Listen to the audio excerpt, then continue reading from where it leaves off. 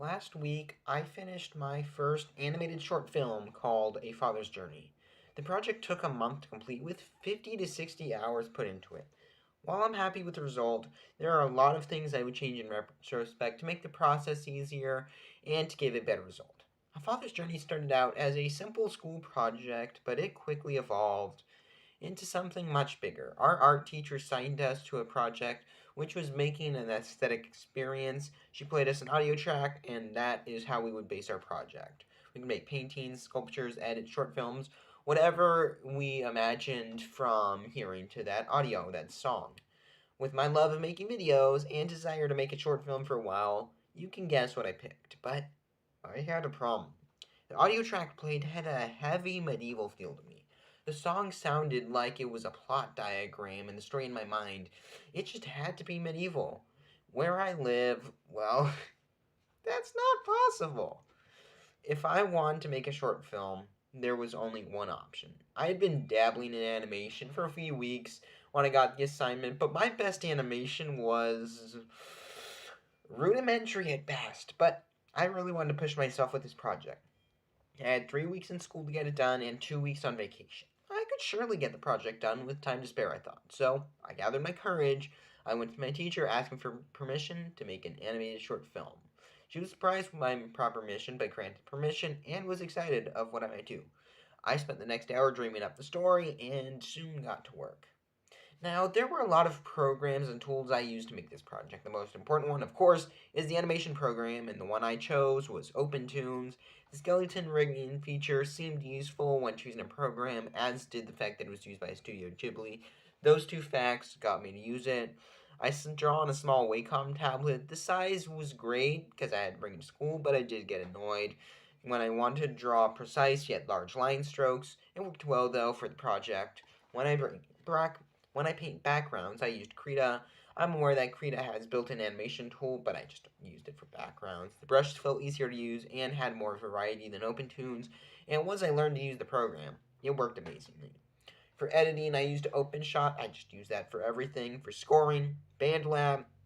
I've dabbled in BandLab before, but for scoring this film, I discovered a feature which I've always looked for, but just discovered, so I'm gonna share it. I can't make a good song just using my keyboard. The keyboard layout, it's just too small, and the fact that there's multiple layers of the keyboard meant I can't get my timings right. I had wanted a more customizable way to make songs like you can do with the drum machine, so when I discovered the editing tool, I got to work quickly and used that to make my score quickly and better than I usually would be able to do in this program. But now to the timeline of the product. Once I had my rough story, I got a storyboarding and decided to skip the scripting process. Storyboards took about 2.5 hours over the course of 3 days. Creating assets like trees and characters probably took 8 hours over the course of 3 days. As the majority of my animating was using the skeleton tool, each character had about 20 different levels, so drawing and coloring them took a while. And other assets includes things like the houses, the trees, and landscape materials. Just as spring break began, I was ready to tackle the actual animation. I started on the fourth board, and I think you can tell looking back.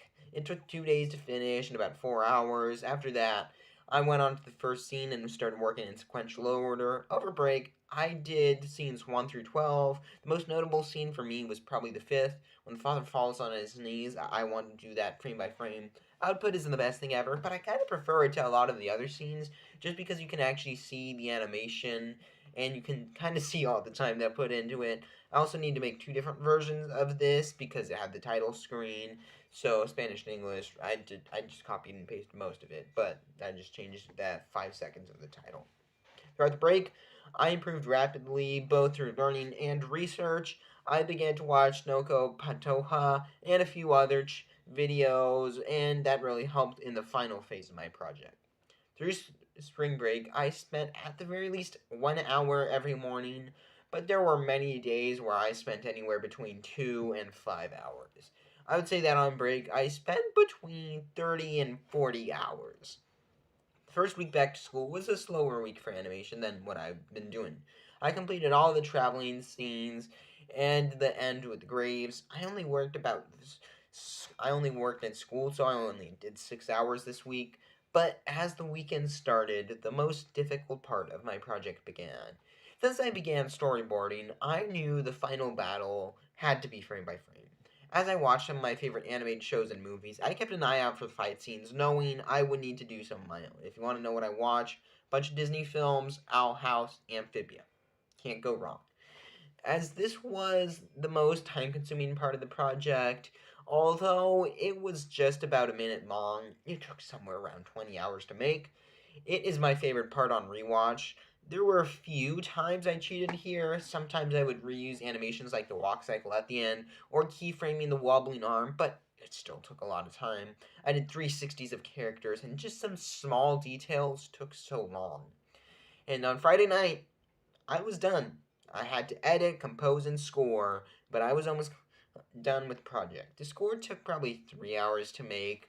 I did that over the course of 2 days. None too notable. For editing, I mainly just compiled the clips into place. For the training montage, I kind of rearranged things, but I only adjusted 2 scenes in post. I darkened the fourth scene, which is the one I started with and mentioned earlier. I did it light because I'm stupid, and the one I started, and I also added rain to the fight scene using a 1 second loop I made. Making the project, I learned a lot of things along the way. My first lesson is the script. I thought that because I have no dialogue, a storyboard would be fine, but it wasn't. When you write something down, you can tell if you need to add something in, but with storyboarding, it's much harder to tell if you're missing a piece. My least favorite scene was thrown together quickly because it wasn't part of my boards, but it was vital to the story. I needed to have it. I just forgot to put it in the boards and I couldn't plan for it. A script is necessary for any story. My next lesson was to know when to utilize layers and when to only have one image. The father's house location is made up between 10 and 60 assets depending on the angle, or I should say 10 and 60 layers. It should have been one background, but I wanted to use different layers for no reason. This must have lost me around 3 to 4 hours because every new scene with the house, I would need to remake the shot from scratch, adding 30 trees. That gets boring and it takes a lot of time. At the same time, though, things like faces I should have had in a separate level. I didn't animate faces until the final battle, and you could really feel it. It felt static. In addition, due to bad sequencing of the stories, I need to redraw the faces like 4 or 5 times, erase it, redraw, just because there's changing ambience, it's dark or light, or if the character was alive or not. In the final battle, I used layers perfectly.